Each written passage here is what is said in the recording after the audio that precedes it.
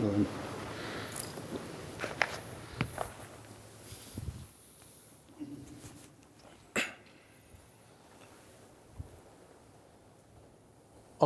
أكبر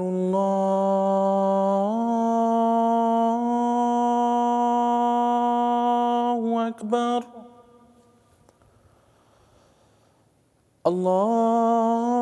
الله أكبر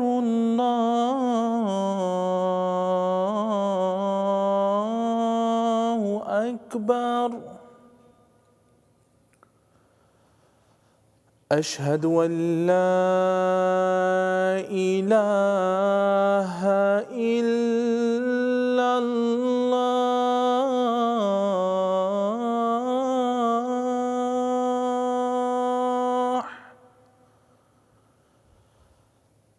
أشهد أن لا إله إلا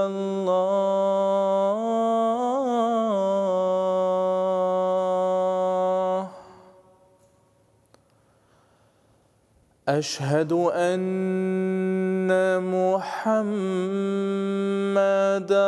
رسول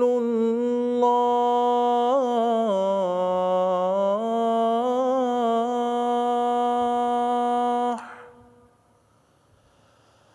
أشهد أن محمدًا رسول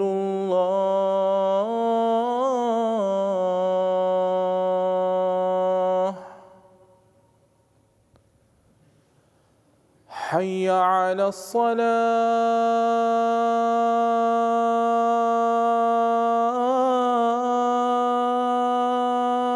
الصلاة حي على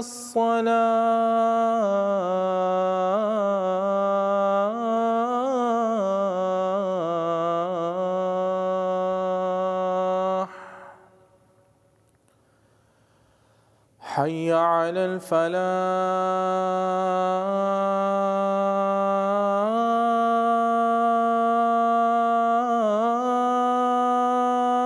الفلاح حي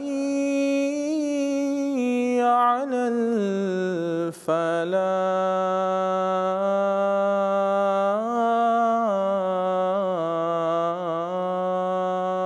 الفلاح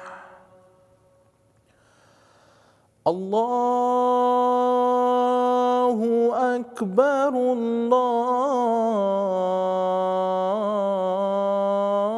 الله أكبر لا إله إلا الله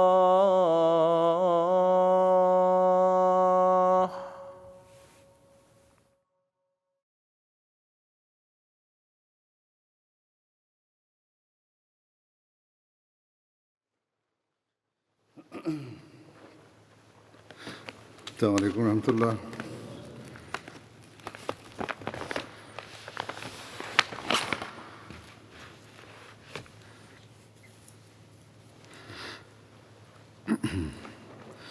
أشهد أن لا إله إلا الله وحده لا شريك له وأشهد أن محمدًا عبده ورسوله أما بعد فأعوذ بالله من الشيطان الرجيم بسم الله الرحمن الرحيم الحمد لله رب العالمين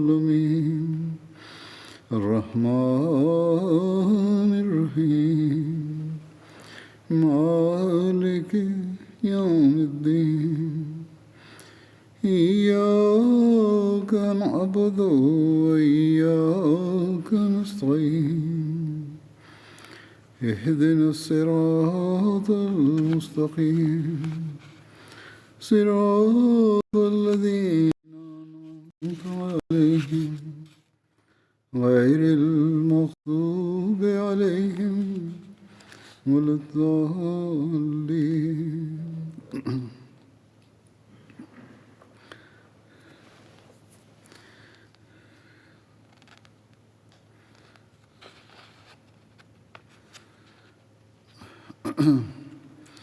حضرت عمر رضی اللہ عنہ کا ذکر ہو رہا تھا. محکمہ قضاء کے اجراء کے بارے میں روایت ہے کہ حضرت عمر نے باقاعدہ قضاء کا صیغے کا اجراء فرمایا. تمام اضلاع میں باقاعدہ عدالتیں قائم کیں اور قاضی مقرر کیے. حضرت عمر نے قضاء کے متعلق قانونی احکامات بھی صادر فرمائے. قاضیوں کے انتخابات میں ماہرین فقہ کو منتخب کیا جاتا، لیکن حضرت عمر اسی پر اکتفا نہیں کرتے تھے بلکہ ان کا امتحان بھی لیتے تھے. قاضیوں کی گراں قدر تنخواہیں مقرر فرماتے تاکہ کوئی غلط فیصلہ نہ کر دے. دولت مند اور معزز شخص کو قاضی مقرر فرماتے تاکہ فیصلہ کے وقت کسی کے روب میں نہ آ سکے. حضرت عمر نے عدالت میں مساوات اور انصاف کا لحاظ رکھنے کی تلقین فرمائی. ایک دفعہ حضرت ابی بن کعب کے ساتھ کسی قسم کا جھگڑا تھا. حضرت ابی نے زید بن ثابت کی عدالت میں مقدمہ کر دیا. زید نے حضرت عمر اور ابی کو بلایا اور حضرت عمر کی تعظیم کی تو حضرت عمر نے فرمایا یہ تمہارا پہلا ظلم ہے. یہ کہہ کر ابی کے ساتھ جا کر بیٹھ گئے، یعنی کہ ہم دونوں فریق ہیں، دونوں فریقین کو فریق کی طرح دیکھو اور ساتھ ساتھ بٹھاؤ، نہ کہ مجھے عزت دو. حضرت مسلم موعود رضی اللہ عنہ اس واقعے کا تذکرہ کرتے ہوئے یوں بیان فرماتے ہیں کہ حضرت عمر خلیفہ ثانی کا ایک دفعہ جھگڑا ابی بن کعب سے ہو گیا. قاضی کے پاس معاملہ پیش ہوا. انہوں نے حضرت عمر کو بلوایا اور آپ نے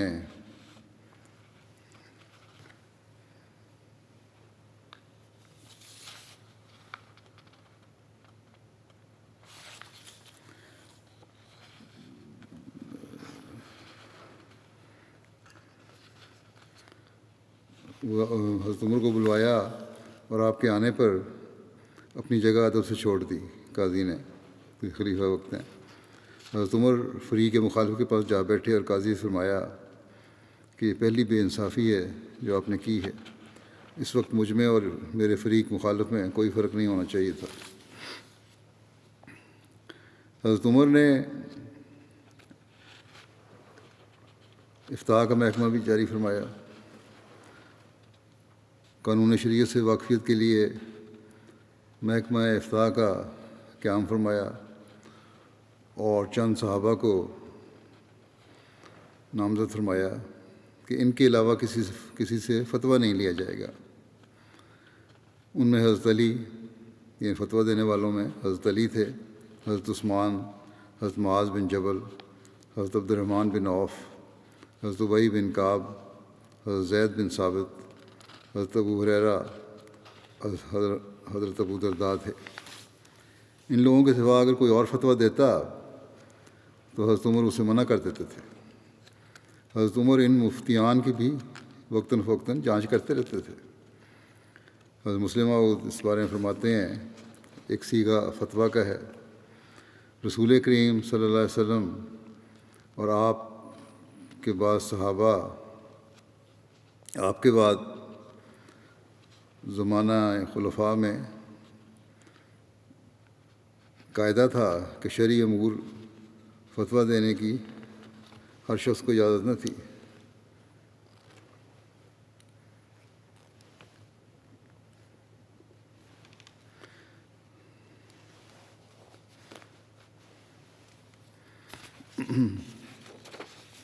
حضرت عمر رضی اللہ عنہ تو اتنی احتیاط کرتے تھے کہ ایک صحابی نے غالباً عبداللہ بن مسعود تھے، انہوں نے جو دینی علوم میں بڑے ماہر بھی تھے اور ایک جلیل القدر انسان تھے، ایک دفعہ کوئی مسئلہ لوگوں کو بتایا اور اس کی اطلاع آپ کو پہنچی، یعنی حضرت عمر کو جب اس کی اطلاع پہنچی تو آپ نے فوراً ان سے جواب طلب کیا کہ کیا تم امیر ہو یا امیر نے تم کو مقرر کیا ہے کہ فتویٰ دیتے رہو؟ دراصل اگر ہر ایک شخص کو فتویٰ دینے کا حق ہو تو بہت سی مشکلات پیدا ہو سکتی ہیں اور عوام کے لیے بہت سے فتاویٰ ابتلاء کا موجب بن سکتے ہیں، کیونکہ بعض اوقات ایک ہی امر کے متعلق دو مختلف فتوے ہوتے ہیں اور دونوں صحیح ہوتے ہیں، یعنی کہ صورتحال کے مطابق فتویٰ دیا جاتا ہے۔ مسائل کو اگر گہرائی سے دیکھا جائے تو اس میں لچک ہوتی ہے، اس صورت میں یہ فتویٰ ہوگا، اس صورت میں یہ فتویٰ ہوگا، مگر عوام کے لیے یہ سمجھنا مشکل ہو جاتا ہے کہ دونوں کس طرح درست ہیں، اس لیے وہ پھر ابتلاء میں پڑ جاتے ہیں۔ پھر اسی طرح محکمہ پولیس کا اجرا کیا۔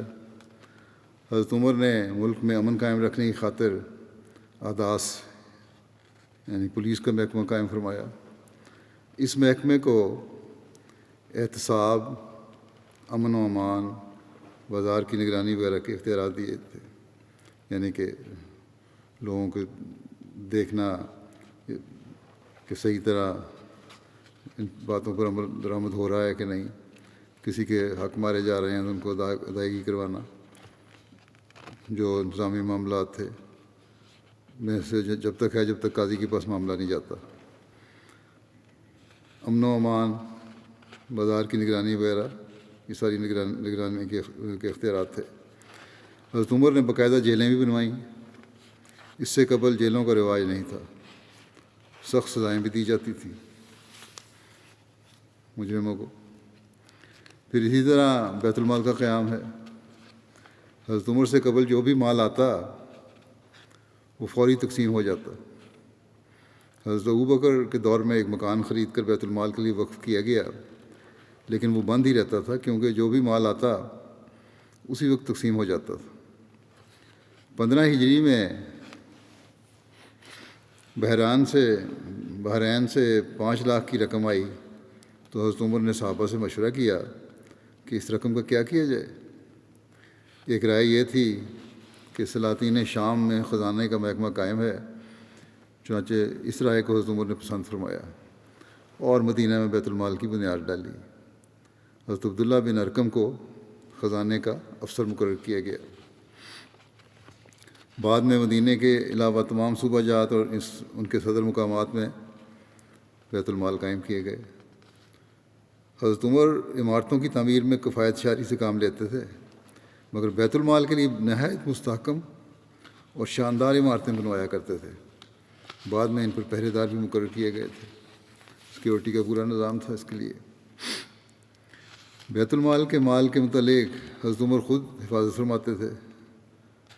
ایک واقعہ تاریخ میں آتا ہے کہ حضرت عثمان بن عفان کے ایک آزاد کردہ غلام بیان کرتے ہیں کہ ایک روز شدید گرمی تھی، میں حضرت عثمان کے ہمراہ عالیہ مقام میں ان کے پاس مویشیوں کے پاس تھا۔ عالیہ جو ہے یہ مدینہ سے نجد کی جانب 4 سے 8 میل کے درمیان کی وادی ہے، اسے عالیہ کہتے ہیں۔ آپ نے ایک آدمی کو دیکھا جو 2 نوجوان اونٹ ہانک کر لے جا رہا تھا، یعنی حضرت عثمان نے دیکھا کہ ایک آدمی آ رہا ہے، 2 اور جوان اونٹ اس کے آگے آگے چل رہے ہیں اور زمین شدید گرم تھی۔ اس پر حضرت عثمان نے فرمایا اس شخص کو کیا ہوا ہے؟ اگر یہ مدینے میں رہتا اور موسم ٹھنڈا ہونے کے بعد نکلتا تو اس کے لیے بہتر ہوتا۔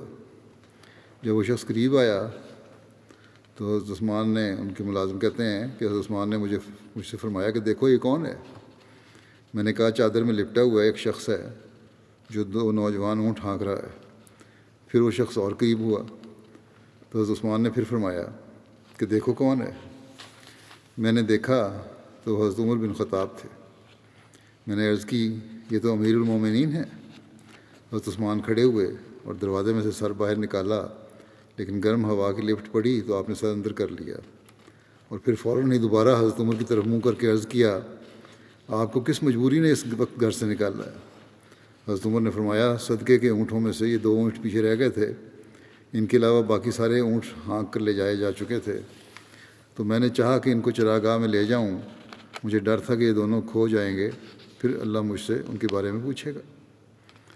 حضرت عثمان نے کہا، اے امیر المومنین، آپ سائے میں آئیں اور پانی پئیں، ہم آپ کے لیے کافی ہیں، خدمت کر لیتے ہیں، ہم انتظام کر دیتے ہیں بھیجنے کا۔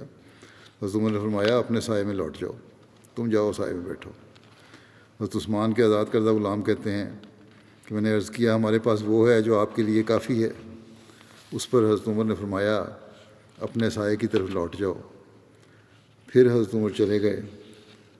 حضرت عثمان نے کہا، جو چاہتا ہے کہ وہ القوی الامین یعنی قوی اور امانت دار کو دیکھے تو اس شخص کو دیکھ لے۔ ایک دوسری روایت میں آتا ہے کہ عمر بن نافع نے ابوبکر عیسیٰ سے روایت کر کے بیان کیا، وہ کہتے تھے، میں حضرت عمر بن خطاب، حضرت عثمان بن عفان اور حضرت علی بن ابی طالب کے ساتھ صدقے کے وقت آیا۔ حضرت عثمان سائے میں بیٹھ گئے اور حضرت علی ان کے پاس کھڑے ہو کر وہ باتیں ان سے کہتے جاتے جو حضرت عمر کہتے تھے، اور حضرت عمر باوجود سخت گرمی کے دن ہونے کے دھوپ میں کھڑے تھے، اور آپ کے پاس 2 سیاہ چادریں تھیں، ایک کی تہہ باندھ لی تھی اور ایک سر پر ڈال لی تھی، اور صدقے کے اونٹوں کا معائنہ کر رہے تھے اور اونٹ کے رنگ اور ان کی عمریں لکھتے تھے۔ حضرت علی نے حضرت عثمان سے کہا کہ کتاب اللہ میں تم نے حضرت شعیب کی بیٹی کا یہ قول سنا ہے، ان خیرہ من تاجرت القوی الامین، ان خیرہ من تاجرت القوی الامین، یقیناً جنہیں بھی تو نوکر رکھے ان میں بہترین وہی ثابت ہوگا جو مضبوط اور ایماندار دار ہو۔ پھر حضرت علی نے حضرت عمر کی طرف اشارہ کر کے کہا، یہ وہی القوی الامین ہے۔ حضرت مسلمہ بیان فرماتے ہیں اس بارے میں واقعہ بیان کرتے ہوئے کہ حضرت عمر رضی اللہ عنہ کا ایک واقعہ ہے۔ حضرت عثمان بیان کرتے ہیں، وہ کہتے ہیں، میں ایک دفعہ باہر قبہ میں بیٹھا ہوا تھا اور اتنی شدید گرمی پڑ رہی تھی کہ دروازہ کھولنے کی ہمت نہیں پڑتی تھی کہ اتنے میں میرے غلام نے مجھے کہا، دیکھیے اس شدید دھوپ میں باہر ایک شخص پھر رہا ہے۔ میں نے پردہ ہٹا کر دیکھا تو مجھے ایک شخص نظر آیا جس کا منہ شدت گرمی کی وجہ سے جھلسا ہوا تھا۔ میں نے اس سے کہا کہ کوئی مسافر ہوگا، مگر تھوڑی سی دیر گزری تھی کہ وہ شخص میرے قبے کے قریب پہنچا اور میں نے دیکھا کہ وہ حضرت عمر ہیں۔ ان کو دیکھتے ہی گھبرا کر باہر نکل آیا اور میں نے کہا، اس وقت گرمی میں آپ کہاں؟ حضرت عمر فرمانے لگے کہ بیت المال کا ایک اونٹ گم ہو گیا تھا، اس کی تلاش میں باہر پھر رہا ہوں۔ یہ اونٹ کے گمنے کا بھی ایک واقعہ آتا ہے، پہلے بھی ایک دفعہ بیان ہو چکا ہے۔ حضرت عمر ایک دفعہ بیت المال کا مال تقسیم کر رہے تھے کہ ان کی ایک بیٹی آ گئی اور اس نے اس مال میں سے ایک درہم اٹھا لیا۔ حضرت عمر اس سے لینے کے لیے اٹھے، آپ کے ایک کندھے سے چادر ڈھلک گئی اور وہ بچی اپنے گھر والوں کے پاس روتی ہوئی بھاگ گئی اور وہ درہم اس نے اپنے منہ میں ڈال لیا۔ حضرت عمر نے انگلی ڈال کر اس کے منہ سے وہ درہم نکالا اور اس کو مال میں لا کر رکھ دیا اور کہا، اے لوگو، عمر اور اس کی آل کے لیے، خواہ وہ قریبی ہو یا دور کا، ان کا اتنا ہی حق ہے جتنا عام مسلمانوں کا ہے، اس سے زیادہ کا نہیں۔ ایک اور روایت ہے، حضرت ابو موسیٰ نے ایک دفعہ بیت المال میں جھاڑو دیا تو ان کو ایک درہم ملا۔ حضرت عمر کا ایک چھوٹا بچہ گزر رہا تھا تو انہوں نے وہ اس کو دے دیا۔ حضرت عمر نے وہ درہم اس بچے کے ہاتھ میں دیکھ لیا تو آپ نے اس کے بارے میں پوچھا، اس نے کہا کہ یہ مجھے ابو موسیٰ نے دیا ہے۔ تو یہ معلوم کر لینے کے بعد کہ درہم بیت المال کا ہے، حضرت عمر نے فرمایا کہ اے ابو موسیٰ، کیا اہل مدینہ میں سے آل عمر کے گھر سے زیادہ حقیر تر تیرے نزدیک کوئی گھر نہیں تھا؟ تو نے یہ چاہا کہ امت محمدیہ صلی اللہ علیہ وسلم سے کوئی بھی باقی نہ رہے مگر وہ ہم سے اس ظلم کا مطالبہ کرے۔ پھر آپ نے وہ درہم بیت المال میں لوٹا دیا۔ رفاع عامہ کے کام کے بارے میں آتا ہے، حضرت عمر نے عوام الناس کی بھلائی اور بہتری کے لیے بہت سے کام سر انجام فرمائے۔ زراعت میں بہتری اور عوام کے لیے پانی کی فراہمی کے لیے نہریں کھدوائیں جو درج ذیل ہیں۔ نہر ابو موسیٰ دریائے دجلہ سے 9 میل لمبی نہر بنا کر بصرہ تک لائی گئی۔ نہر معقل، یہ نہر بھی دریائے دجلہ سے نکالی گئی تھی۔ نہر امیر المومنین حضرت عمر کے حکم سے دریائے نیل کو بحیرہ کلزم سے ملایا گیا۔ 18 ہجری میں جب قحط پھیلا تو حضرت عمر نے حضرت عمر بن عاص کو امداد کے لیے خط لکھا۔ فاصلہ چونکہ زیادہ تھا اس لیے امداد میں تاخیر ہو گئی۔ حضرت عمر نے عمر کو بلا کر کہا کہ دریائے نیل کو سمندر سے ملا دیا جائے تو عرب میں کبھی قحط نہ ہو۔ عمر نے واپس جا کر، گورنر تھے وہاں کے، فسطاط سے بحیرہ کلزم تک نہر تیار کروائی جس کے ذریعہ بحری جہاز مدینے کی بندرگاہ جدہ تک پہنچ جاتے۔ یہ نہر 29 میل لمبی تھی اور 6 ماہ کے عرصے میں تیار کر لی گئی۔ حضرت عمر بن عاص نے بحیرہ روم اور بحیرہ کلزم کو آپس میں ملانے کا ارادہ کیا اور چاہا کہ فرما کے پاس سے جہاں بحیرہ کلزم اور بحیرہ روم میں 70 میل کا فاصلہ تھا، نہر نکال کر ان کو ملا دیا جائے۔ فرما مصر کے نواب میں ایک ساحلی شہر تھا، لیکن حضرت عمر یونانیوں کے ہاتھوں حاجیوں کے لوٹے جانے کے ڈر سے اس پر رضامند نہ ہوئے۔ اگر عمر بن عاص کو اجازت مل جاتی تو یہ نہر سویز کی ایجاد عربوں کے حصے میں آتی جو بعد میں بنائی گئی تھی۔ مختلف تعمیرات حضرت عمر نے عوام الناس کی سہولت کے لیے مختلف عمارتیں تعمیر کروائیں۔ ان میں مساجد، عدالتیں، فوجی چھاونیاں، بیرکس، ملکی تعمیراتی کاموں کے لیے مختلف دفاتر، سڑکیں، پل، مہمان خانے، چوکیاں، سرائیں وغیرہ۔ مدینے سے مکے تک ہر منزل پر چشمے اور سرائیں بنوائیں، چوکیاں بھی تعمیر کروائیں۔ یعنی سیکورٹی کا بھی انتظام رہے اور لوگوں کی رہائش کے لیے، آرام کرنے کے لیے ہوٹل وغیرہ بھی، سرائے بھی میسر آ جائیں۔ حضرت عمر نے شہروں کی آباد کاری کے بارے میں آتا ہے کہ حضرت عمر نے اپنے دور خلافت میں متعدد نئے شہر آباد فرمائے۔ آپ نے ان کو آباد کرتے وقت دفاعی، معاشی اور اقتصادی فوائد کو مد نظر رکھا۔ ان شہروں کے محل وقوع کا انتظام حضرت عمر کی جنگی بصیرت، سیاست اور آباد کاری کے اصولوں پر دقیق نظر پر دلالت کرتا ہے۔ یہ شہر حالت جنگ اور حالت امن دونوں میں فائدہ مند تھے۔ حضرت عمر کی کوشش ہوتی کہ عرب کی جو سرحد عجم سے ملی ہوئی ہے وہاں شہر آباد ہوں تاکہ اچانک حملے سے بچا جا سکے۔ ان شہروں کا محل وقوع اس طرح ہوتا جو عربوں کو موافق ہوتا۔ ان شہروں کے ایک طرف عرب کی سرزمین ہوتی جو چراگاہ کا کام دیتی، اور دوسری طرف عجمی سرزمین کے سرسبز علاقے ہوتے جہاں سے پھل، غلہ اور دوسری اشیاء میسر ہوتی، یعنی زراعت دوسری طرف کی جاتی تھی۔ شہروں کی آباد کاری میں یہ بھی مد رکھا گیا کہ ان کے درمیان کوئی دریا یا سمندر حائل نہ ہو۔ حضرت عمر نے بصرہ، کوفہ، فسطاط وغیرہ شہر آباد فرمائے۔ حضرت عمر نے مستحکم اور صحیح بنیادوں پر ان شہروں کی آباد کاری کی، ان کی سڑکوں اور راستوں کو وسیع رکھا، بڑی کھلی سڑکیں تھیں، اور نہایت بہترین انداز میں منظم کیا۔ اور یہ طرز فکر ثابت کرتی ہے کہ آپ اس علم میں ماہر اور منفرد تھے۔ اسی طرح محکمہ فوج ہے، اس کا قیام کیا آپ نے۔ حضرت عمر نے باقاعدہ فوج کی ترتیب کی اور تنظیم سازی کی، مراتب کے لحاظ سے فوج کے رجسٹر بنوائے اور ان کی تنخواہیں مقرر فرمائیں۔ حضرت عمر نے فوج کو 2 حصوں میں تقسیم کیا، ایک جو باقاعدہ جنگ میں شامل ہوتے اور دوسرے والنٹیئر جو ضرورت کے وقت بلائے جاتے تھے۔ حضرت عمر کو فوج کی تربیت کا بہت خیال تھا۔ انہوں نے نہایت تاکیدی احکام جاری کیے تھے کہ ممالک مفتوحہ میں کوئی شخص زراعت کی تجارت کا شغل اختیار نہ کرنے پائے.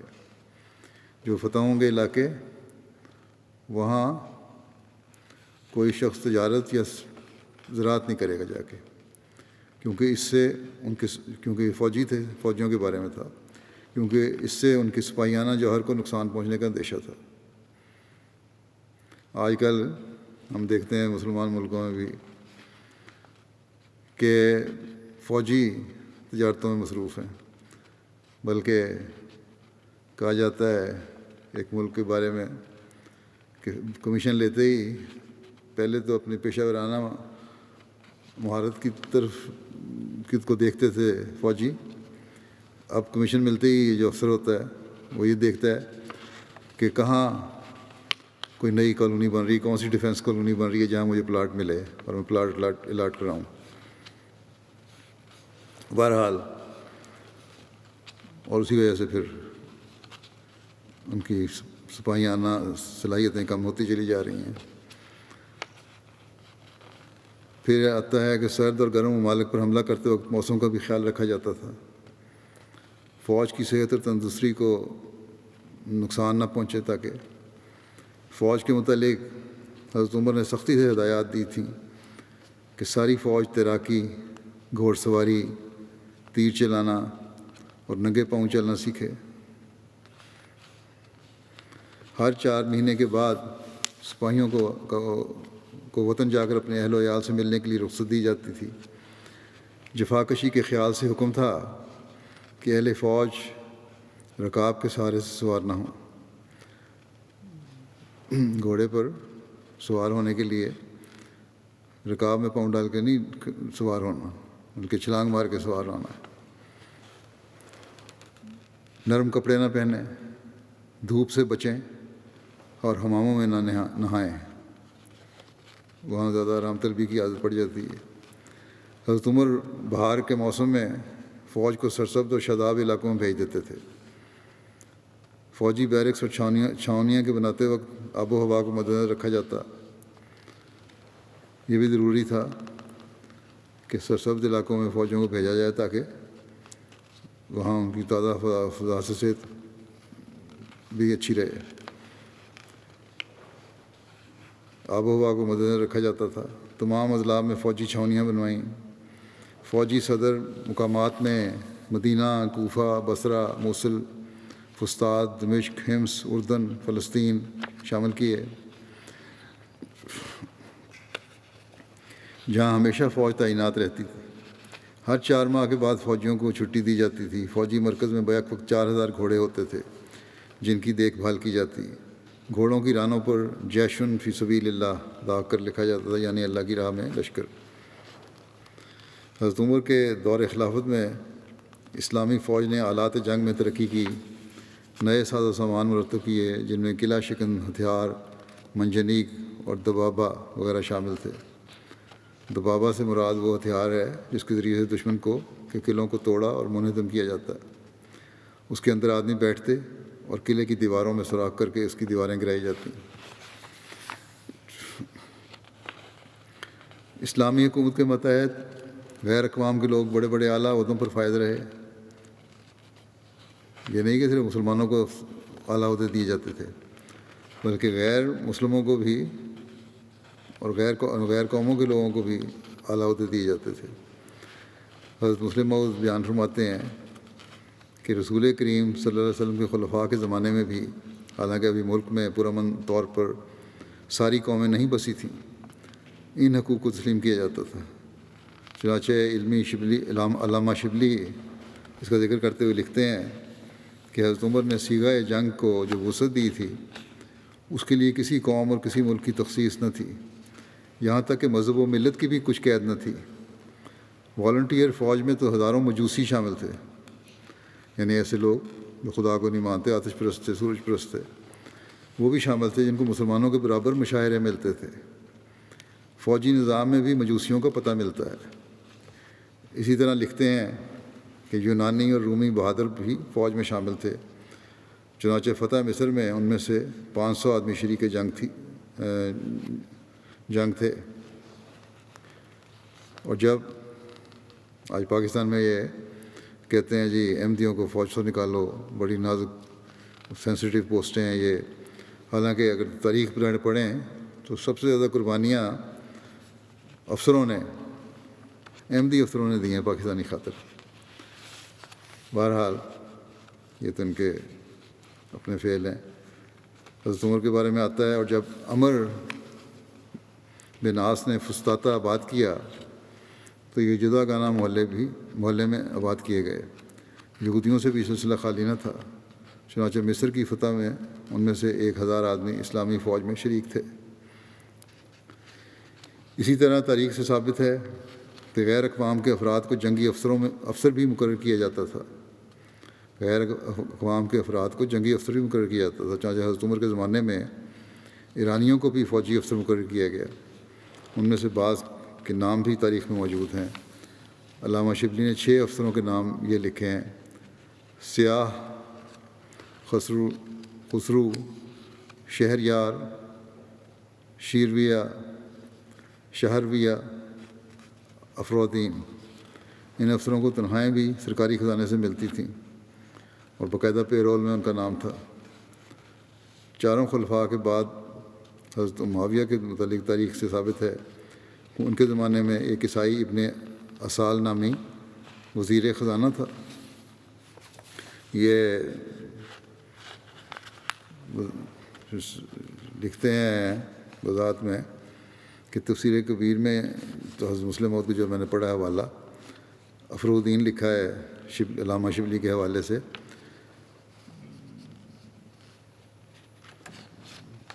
ایسے ہی الفاروق میں بھی درج ہے، لیکن عربی کتب میں اس کا نام افروزین لکھا ہے، زال کے ساتھ بجائے دال کے۔ بہرحال یہ نام کا ذرا سا فرق ہے زال دال کا، اس پہ کیونکہ لوگ بحث شروع کر دیتے ہیں اس لیے وضاحت کر دی ہے۔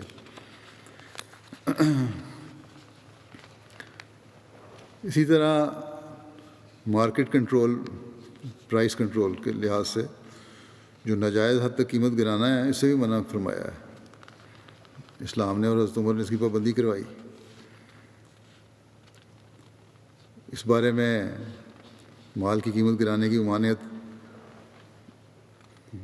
کے بارے میں حضرت مسلم موعود فرماتے ہیں کہ اسلام نے قیمت کو ناجائز حد تک گرانے سے بھی منع کیا ہے۔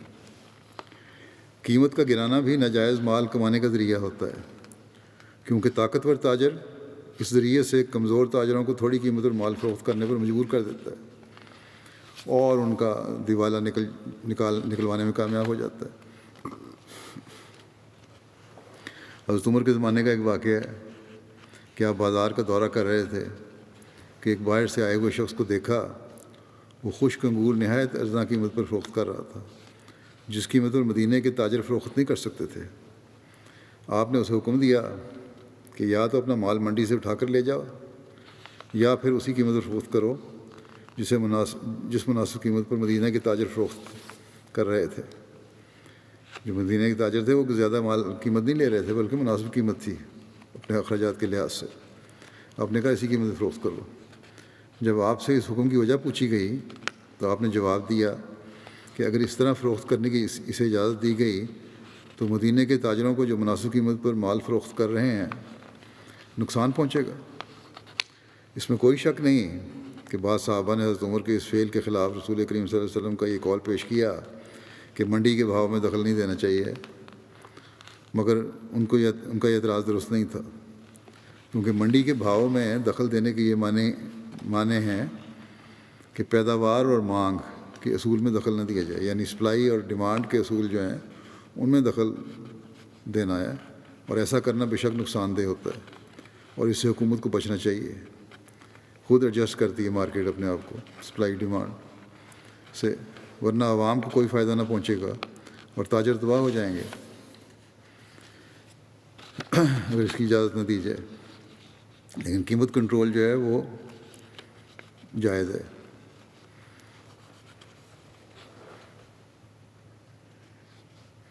حضرت مسلم موعود اس تفصیل ایک اور جگہ یوں بیان فرماتے ہیں کہ شہری حقوق میں یہ بھی داخل ہے کہ لین دین کے معاملات میں خرابی نہ ہو۔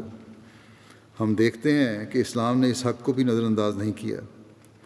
چنانچہ اسلام نے بھاؤ کو بڑھانے اور مہنگا سودا کرنے سے روکا ہے، اسی طرح دوسروں کو نقصان پہنچانے اور ان کو تجارت میں فیل کرنے کے لیے بھاؤ کو گرا دینے سے بھی منع فرمایا ہے، کم قیمت کرنے سے بھی منع ہے مقابلے میں۔ ایک دفعہ مدینہ میں ایک شخص ایسے ریٹ پر انگور بیچ رہا تھا جس ریٹ پر دوسرے دکاندار نہیں بیچ سکتے تھے۔ حضرت عمر پاس سے گزرے تو انہوں نے اس شخص کو ڈانٹا، کیونکہ اس طرح باقی دکانداروں کو نقصان پہنچتا تھا۔ غرض اسلام نے سودا مہنگا کرنے سے بھی روک دیا اور بھاؤ کو گرا دینے سے بھی روک دیا، تاکہ نہ دکانداروں کا نقصان ہو اور نہ پبلک کا نقصان ہو۔ تعلیم کے نظام کے بارے میں آتا ہے کہ حضرت عمر نے تعلیم کو نہایت ترقی دی، تمام ممالک میں مدرسے قائم کیے جن میں قرآن مجید، حدیث، فقہ کی تعلیم دی جاتی، کبار علماء صحابہ کو تعلیم و تربیت پر مأمور کیا گیا اور پڑھانے والوں کی تنخواہیں بھی مقرر کی گئیں۔ اسی طرح ہجری کیلنڈر کا آغاز کس طرح ہوا، اس بارے میں روایات میں آتا ہے۔ ایک تو صحیح بخاری کی روایت ہے، حضرت سہل بن سعد نے بیان کیا کہ صحابہ نے نبی صلی اللہ علیہ وسلم کی بعثت سے تاریخ کا شمار نہیں کیا اور نہ آپ کی وفات سے، بلکہ آپ کے مدینہ میں آنے سے ہی انہوں نے تاریخ کا شمار کیا، یعنی ہجرت کے وقت سے۔ بخاری کے شارح علامہ ابن حجر اسقلانی کہتے ہیں کہ امام سہیلی کے نزدیک صحابہ نے ہجرت سے تاریخ کا آغاز کرنے کا خیال اللہ تعالیٰ کے قول لمسجد اسسہ علی التقویٰ من اول یوم سے لیا ہے۔ پس من اول یوم سے مراد وہ دن ہوگا جس میں نبی صلی اللہ علیہ وسلم اور آپ کے صحابہ مدینہ میں داخل ہوئے، واللہ اعلم۔ ہجری کیلنڈر کی ضرورت کیوں محسوس ہوئی، اس بارے میں مختلف روایات ملتی ہیں۔ حضرت ابو موسیٰ نے حضرت عمر کی طرف لکھا کہ آپ کی طرف سے ہمیں خطوط آتے ہیں، ان پر تاریخ وغیرہ درج نہیں ہوتی۔ اس پر حضرت عمر نے لوگوں کو مشورے کے لیے اکٹھا کیا۔ علامہ ابن حجر کہتے ہیں کہ بخاری نے کتاب الادب میں اور حاکم نے میمون بن مہران کے واسطے سے روایت کی ہے کہ حضرت عمر کی خدمت میں ایک چیک پیش کیا گیا جس کی میعاد شعبان تھی۔ آپ نے فرمایا، کون سا شعبان؟ کیا وہ جو گزر گیا، یا وہ جس میں سے ہم گزر رہے ہیں، یا وہ شعبان جو آئے گا؟ آپ نے فرمایا، لوگوں کے لیے کوئی تاریخ متعین کرو جو سب کو معلوم رہے۔ ابن سیرین کہتے ہیں کہ ایک شخص یمن سے آیا اور اس نے کہا، میں نے یمن میں ایک چیز دیکھی جسے وہ تاریخ کہتے ہیں، وہ اسے یوں لکھتے ہیں کہ فلاں سال اور فلاں مہینہ۔ حضرت عمر نے فرمایا، یہ عمدہ طریق ہے، تم بھی تاریخ لکھو۔ ہجری تقویم کا آغاز کس نے کیا، یہ کیلنڈر کا آغاز، اس بارے میں متفرق آراء ہیں۔ پہلے قول کے مطابق نبی کریم صلی اللہ علیہ وسلم نے تاریخ مرتب کرنے کا ارشاد فرمایا اور ربیع الاول میں تاریخ لکھی گئی۔ چنانچہ حاکم نے اپنی کتاب الاکلیل میں ابن شہاب زہری سے روایت کی ہے کہ ان النبی صلی اللہ علیہ وسلم لما قدم المدینہ امر بالتاریخ وکتب فی الربیع الاول۔ جب نبی کریم صلی اللہ علیہ وسلم مدینہ تشریف لائے تو آپ نے تاریخ لکھنے کا ارشاد فرمایا، پس وہ ربیع الاول میں لکھی گئی۔ علامہ ابن حجر کہتے ہیں کہ روایت موزل ہے۔ موزل سے مراد ہے وہ روایت ہوتی ہے جس کی سند میں پے در پے دو یا زیادہ راوی ساقط ہوں۔ ایک اور روایت میں ہے کہ تاریخ کی ابتدا اس دن سے ہوئی جس دن رسول کریم صلی اللہ علیہ وسلم ہجرت فرما کر مدینہ تشریف لائے، اور مشہور بات اس کے برعکس ہے، اور وہ یہ کہ تاریخ تقویم ہجری حضرت عمر کے دور خلافت میں قائم ہوئی۔ سبل الہدیٰ والرشاد فی سیرت خیر العباد کے مصنف محمد بن یوسف صالح کہتے ہیں کہ ابن صلاح نے کہا ہے کہ انہوں نے ابو طاہر مہامش کی کتاب الشروط میں یہ لکھا ہوا دیکھا ہے کہ رسول اللہ صلی اللہ علیہ وسلم نے تاریخ لکھنے کا ارشاد فرمایا تھا، کیونکہ جب آپ نے نجران کے عیسائیوں کی طرف خط لکھنے کا ارشاد فرمایا تو تو حضرت علی سے فرمایا اس میں لکھو لخمس من الحجرت، یعنی ہجرت کے بعد 5واں سال، بس اس لحاظ سے پہلے مورخ رسول اللہ صلی اللہ علیہ وسلم ہیں، اور حضرت عمر نے اس میں آپ صلی اللہ علیہ وسلم کی اتباع کی ہے۔ دوسرے قول کے مطابق حضرت یعلا بن امیہ نے تاریخ کا آغاز کیا، جو یمن کے رہنے والے تھے۔ امام احمد نے اس کو بیان کیا ہے، لیکن اس میں انقطاع ہے، یعنی عمر اور یعلا کے درمیان میں۔ تیسرے اور مشہور قول کے مطابق یہ ہے کہ تاریخ تقویم ہجری کا آغاز حضرت عمر کے دور خلافت میں ہوا۔ ہجری کیلنڈر کے لیے ہجرت سے کیوں آغاز کیا گیا، اس بارے میں یہ تفصیل ملتی ہے۔ جب حضرت عمر نے سال کے تعین کے لیے مشورہ مانگا تو ایک رائے یہ تھی کہ نبی کریم صلی اللہ علیہ وسلم کی پیدائش سے اس کا آغاز کیا جائے، دوسری رائے یہ تھی کہ آپ کے مبعوث ہونے کے سال سے اس کا آغاز کیا جائے، تیسری رائے یہ تھی کہ آپ کے وفات کے سال سے اس کا آغاز کیا جائے، چوتھی رائے یہ تھی کہ آپ کی ہجرت کے سال سے اس کا آغاز کیا جائے۔ ہجرت کے سال سے اس کا آغاز کرنا مناسب سمجھا گیا، کیونکہ ولادت اور بعثت کے سال کی تعین میں اختلاف تھا۔ جہاں تک وفات کا تعلق ہے تو اس لیے منتخب نہیں کیا کیونکہ نبی کریم صلی اللہ علیہ وسلم کی وفات کی وجہ سے مسلمانوں کے رنج و الم کا عنصر اس میں شامل تھا، پس صحابہ نے ہجرت پر اتفاق کیا۔ صحابہ نے ربیع الاول کے بجائے محرم سے سال کا آغاز کیوں کیا؟ تو اس کی وجہ یہ ہے کہ رسول اللہ صلی اللہ علیہ وسلم نے ہجرت کا عزم محرم کے مہینے میں ہی کر لیا تھا۔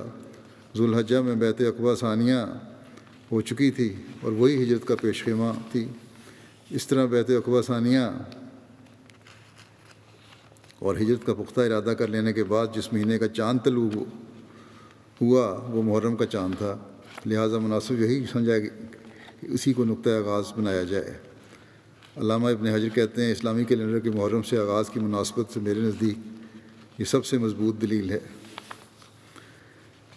نبی کریم صلی اللہ علیہ وسلم مدینہ کب تشریف لائے، اس بارے میں مختلف آراء ہیں۔ آپ مختلف جگہ ٹھہرتے ہوئے 12 ربیع الاول 14 نبوی مطابق 20 ستمبر 622 عیسوی کو مدینہ کے پاس پہنچے۔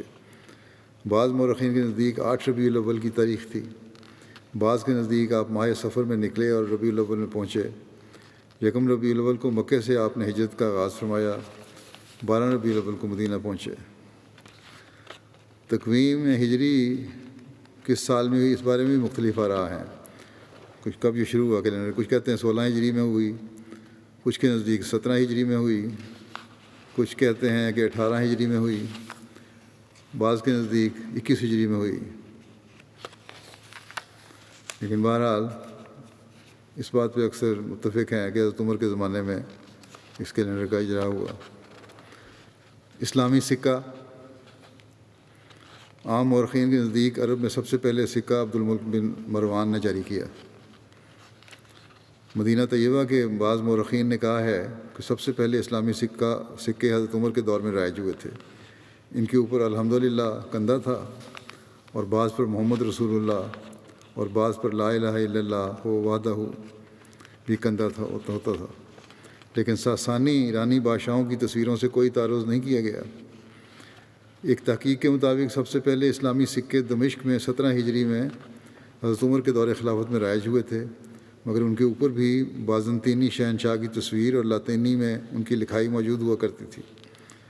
اور ایک روایت کے مطابق حضرت عثمان کے دور خلافت میں 28 ہجری میں سب سے پہلے اپنا سکہ استعمال ہوا۔ وقتی طور پر ساسانیوں کے علاقوں میں رائج سکوں کو ہی چلایا گیا، ان کے اوپر ساسانی بادشاہوں کی تصاویر ہوا کرتی تھیں، مگر ان پر کوفی رسم الخط میں بسم اللہ لکھ دیا گیا۔ پھر یہ کہ حضرت عمر نے کون کون سی باتیں شروع کیں، کون سی ہیں اولیات، جو اولیات فاروقی کہلاتی ہیں۔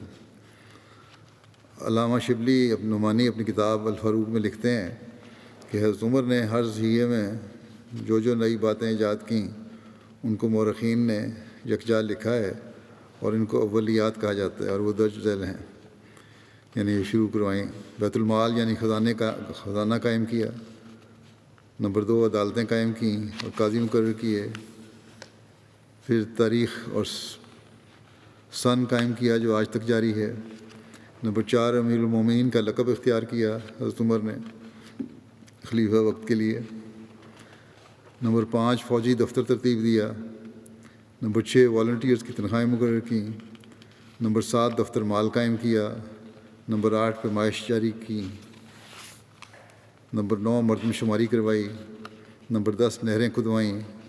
11 شہر آباد کرائے، یعنی کوفہ، بصرہ، جیزہ، فسطاط، موصل وغیرہ۔ 12 ممالک، نمبر 12 یہ ہے ممالک مقبوضہ کو صوبے میں تقسیم کیا۔ نمبر 13 عشور، یعنی 10واں حصہ بطور ٹیکس یا موصل مقرر کیا۔ عشور حضرت عمر رضی اللہ عنہ کی ایجاد ہے، جس کی ابتدا یوں ہوئی کہ مسلمان جو غیر ملکوں میں تجارت کے لیے جاتے تھے ان سے وہاں کے دستور کے مطابق مال تجارت پر 10% ٹیکس لیا جاتا تھا۔ ابو موسیٰ اشعری رضی اللہ تعالیٰ عنہ نے حضرت عمر رضی اللہ عنہ کو اس واقعے کی اطلاع دی۔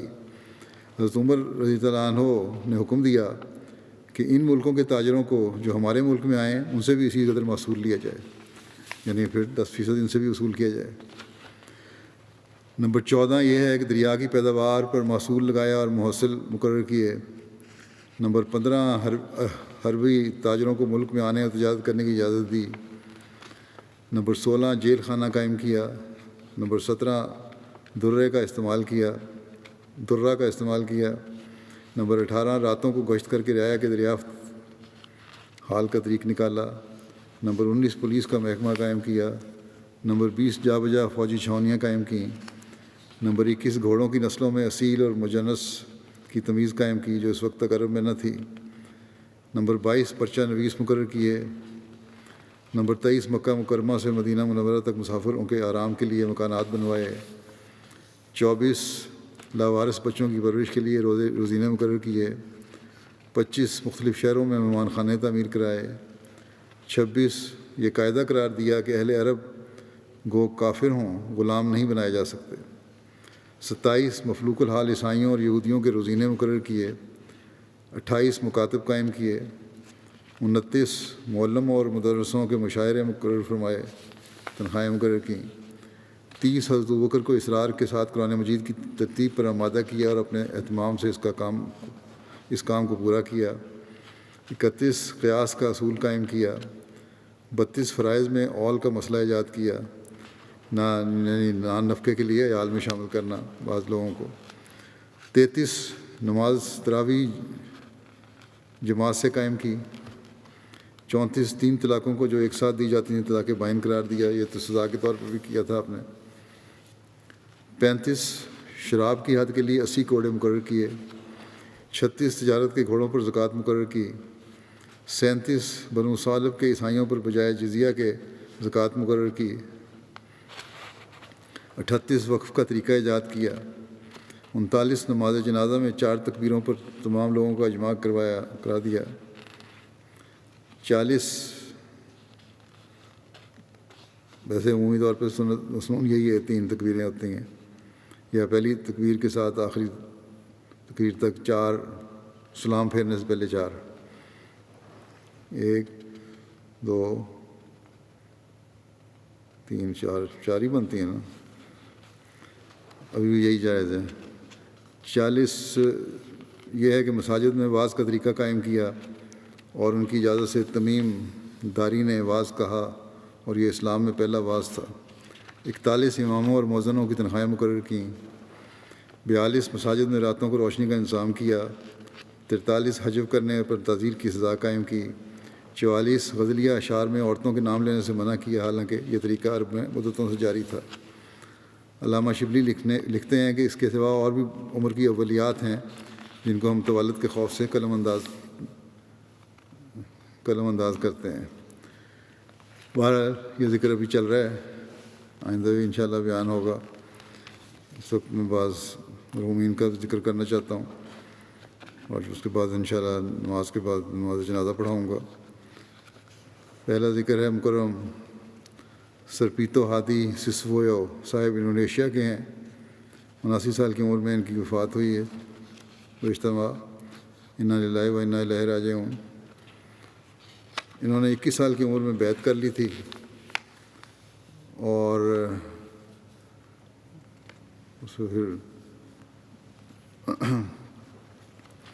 بڑی مضبوطی سے قائم رہے۔ پھر مرحوم نے اہلیہ لکھا ہے کہ مرحوم نے اہلیہ کے اور 8 بچے یادگار چھوڑے ہیں۔ ایک بیٹا ان کا بطور مبلغ خدمت پہ جا لا رہا ہے۔ مرحوم کئی مرتبہ جماعت کے صدر کی حیثیت سے خدمت انجام دیتے رہے۔ دارالقضاء انڈونیشیا میں بطور قاضی بھی خدمت کی توفیق پائی۔ تبلیغ کا بہت شوق تھا، ایک فعال داعی اللہ تھے۔ کسی بھی قسم کے مشکل حالات میں تبلیغ کا جذبہ کبھی ختم نہیں ہوا۔ ان کے بیٹے اروان حبیب اللہ مربی ہیں، جو کہتے ہیں کہ کئی دفعہ ایسا ہوتا کہ موٹر سائیکل کسی کے گھر چھوڑ کر 20 کلومیٹر تک پیدل سفر کیا کرتے تھے تبلیغ کے لیے۔ دوسرے گاؤں جانے کے لیے نہریں اور چٹانوں کو پار کرنا کرتے۔ سفر بہت مشکل ہوتا تھا۔ والد صاحب محنت و مشقت کرنے والے شخص تھے۔ جب والد صاحب بطور ٹیچر ملازمت کرتے تھے تو انہوں نے اسکول کے پرنسپل کو درخواست کی کہ ان کی پڑھانے کی باری 4 ہی دنوں میں کروا دی جائے۔ جتنے اسکول کی کلاسیں ہیں 4 دن میں مکمل کر دیں اور باقی دن چھٹی ہو جائے تاکہ تبلیغ کے لیے زیادہ وقت مل سکے۔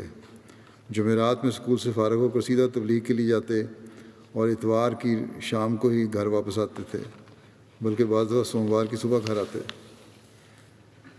بشارت احمد صاحب مربی سلسلہ لکھتے ہیں کہ وسطی جاوا کے ونوسوبو علاقے میں 10 جماعتیں آپ کے ذریعے سے قائم ہوئیں۔ ہر حالت میں تہجد کا خاص اہتمام کرتے تھے۔ ہر سطح کے لوگوں سے بڑی عزت اور نرمی سے پیش آتے تھے۔ ایک بار آپ نے کہا کہ میری خواہش ہے کہ آخری ایام تک تبلیغ میں مصروف رہوں، اسی میں میری خوشی اور میری صحت کی کنجی تھی۔ احمد ہدایت صاحب مربی سلسلہ بیان کرتے ہیں کہ مرحوم ایک بہادر داعی اللہ تھے۔ جب مخالفت کرنے والے لوگوں کی طرف سے دھمکی ملتی تو کبھی خوف محسوس نہیں کرتے تھے اور بڑا ڈٹ کے مقابلہ کیا کرتے تھے۔ اللہ تعالیٰ مغفرت اور رحم کا سلوک فرمائے، درجات بلند فرمائے۔ اگلا ذکر ہے چودھری بشیر احمد بھٹی صاحب بن اللہ داد صاحب گھوڑو ضلع ننکانہ صاحب کا، جو 95 سال کی عمر میں ان کی وفات ہوئی ہے۔ انا للہ و انا الیہ راجعون۔ گزشتہ ماہ ان کے بیٹے محمد افضل بھٹی صاحب مربی سلسلہ تنزانیہ ہیں۔ وہ کہتے ہیں کہ پیدائشی احمدی تھے، 100 مسلات کے پابند تھے، انصاف پسند اور صاف گو تھے۔ احمدیت اور خلافت کے ساتھ والہانہ عشق تھا۔ چھوٹی عمر سے ہی قادیان جلسہ پر جایا کرتے تھے۔ گاؤں میں گنڈے تعویذ کرنے والوں سے لوگ بہت ڈرتے تھے، یہ عام رواج ہے ہمارے ملکوں میں۔ تو آپ ان لوگوں کو کہا کرتے تھے کہ ان لوگوں سے نہ ڈرا کرو، یہ لوگ اللہ تعالیٰ کی مرضی کے بغیر آپ کو کوئی نقصان نہیں پہنچا سکتے۔ لیکن گاؤں کے لوگ یہ کہہ دیا کرتے تھے ان کو کہ آپ لوگ تو احمدی ہیں، آپ ان چیزوں کو نہیں مانتے، اس لیے آپ کو کوئی نقصان نہیں پہنچتا، لیکن ہمیں بڑا خوف ہے۔ 1953 میں جب فسادات شروع ہوئے تو مخالفین احمدیت نے علاقے میں جلوس نکالے، احمدیوں کے گھروں کو آگ لگانے کا پروگرام بنایا۔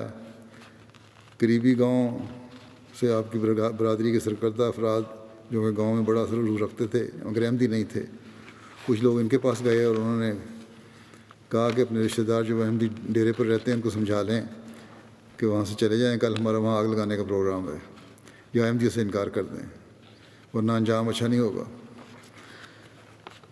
تو ان کو سمجھایا جب ان کے رشتہ داروں نے کہ عارضی طور پر احمدیت کا انکار کر دو، پھر واپس جب جلوس چلا جائے گا تو پھر واپس آ جانا اپنے دین پہ۔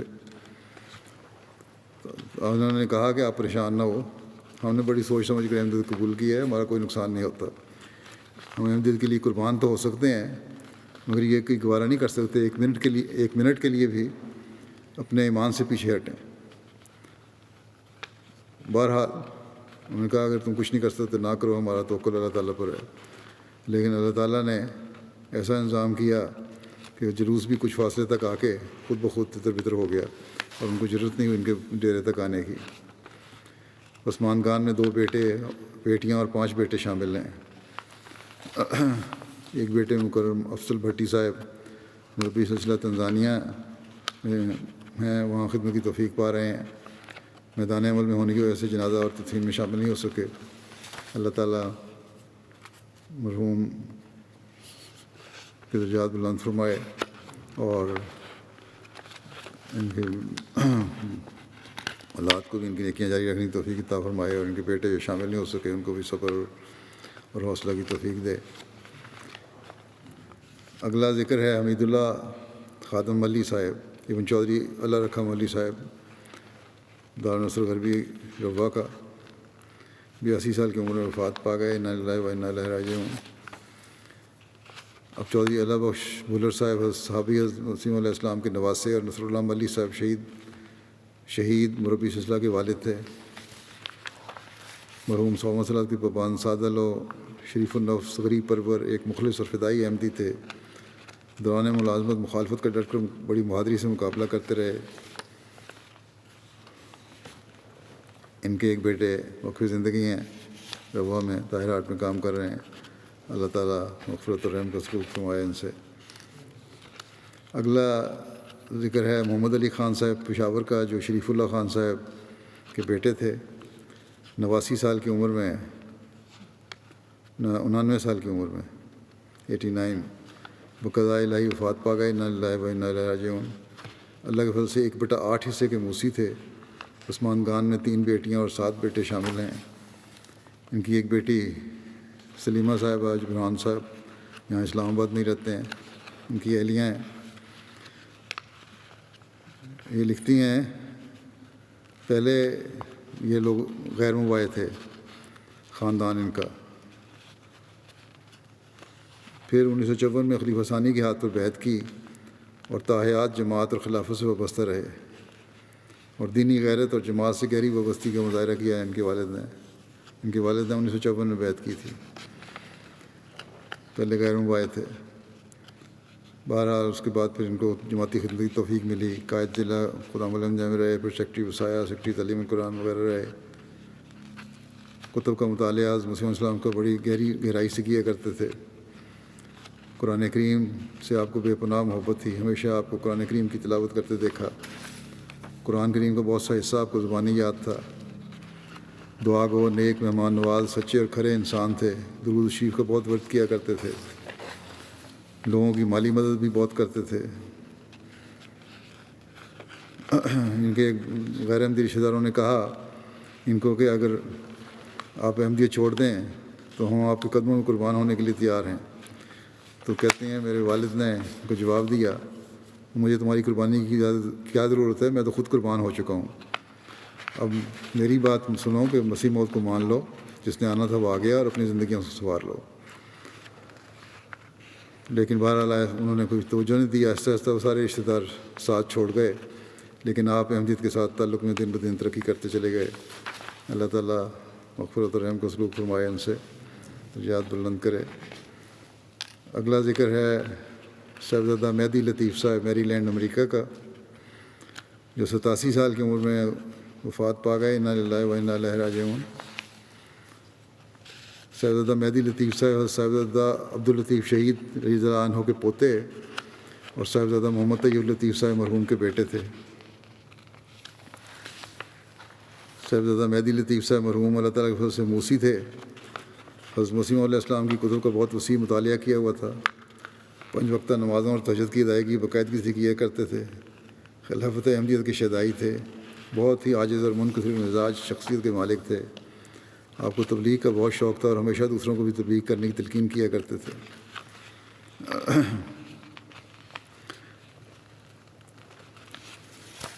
اللہ تعالیٰ ان سے مغفرت اور رحم کا سلوک فرمائے اور درجات بلند کرے. اگلا ذکر ہے فیضان احمد سمیر ابن شہزاد اکبر صاحب، کارکن تھے.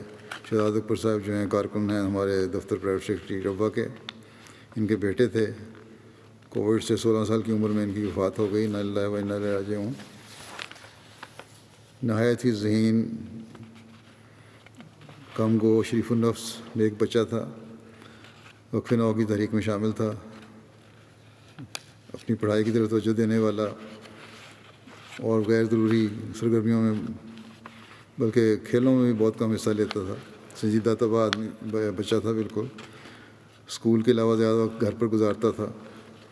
اللہ تعالیٰ مرحوم کے والدین کو بھی صبر عطا فرمائے. ان کے نانا بھی جماعت کی لمبا عرصہ خدمت کرتے رہے ہیں، خواجہ عبدالشکور صاحب. مغفرت و رحم کا سلوک فرمائے، درجات بلند کرے.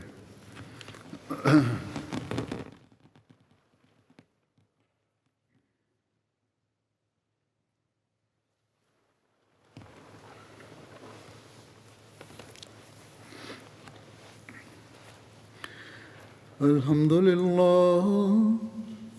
لله نحمده ونستعينه ونستغفره ونؤمن به ونتوكل عليه ونعوذ بالله من شرور أنفسنا ومن سيئات أعمالنا من يهده الله فلا مضل له ومن يضلله فلا هادي له ونشهد أن لا إله إلا الله ونشهد أن محمدا عبده ورسوله عباد الله رحمكم الله إن الله يأمر بالعدل والإحسان وإيتاء ذي القربى